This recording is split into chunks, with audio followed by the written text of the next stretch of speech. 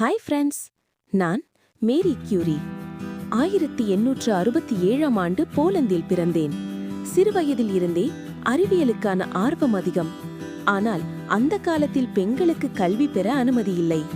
எனினும் என் கனவு ஒரே ஒன்று, விஞ்ஞானியாக வேண்டும். அதற்காக நான் பிரான்ஸ் நாட்டின் பாரிஸுக்கு வந்தேன். அங்கே என் வாழ்க்கை முழுவதும் மாறியது. அங்கேதான் பேர் கியூரி எனும் விஞ்ஞானியை சந்தித்தேன். நாங்கள் இணைந்து ஆராய்ச்சிகளில் ஈடுபட்டோம். அவ்வாறே ரேடியம் மற்றும் பொலோனியம் எனும் 2 புதிய தனிமங்களை கண்டுபிடித்தோம். அந்த ரேடியம் உலக மருத்துவத்துறையில் ஒரு பெரும் புரட்சியை ஏற்படுத்தியது. பிறகு உடலில் ஏற்படும் கட்டிகளுக்கு சிகிச்சை அளிக்க ரேடியம் பயன்படுத்தப்பட்டது. அதனை கியூரி தெரப்பி என்று அழைத்தனர்.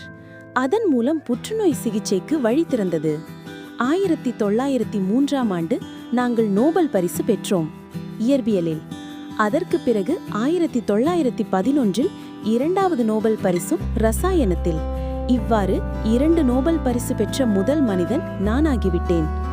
ஆனால் நான் ஆய்வு செய்த அந்த கதிர்வீச்சு எனது உடலை மெதுவாக அழித்தது. எனினும் நான் ஒருபோதும் நின்றதில்லை. எனது கடைசி வரை அறிவியலுக்காகவே வாழ்ந்தேன். 1934இல் 66 வயதில் நான் மரணமடைந்தேன்.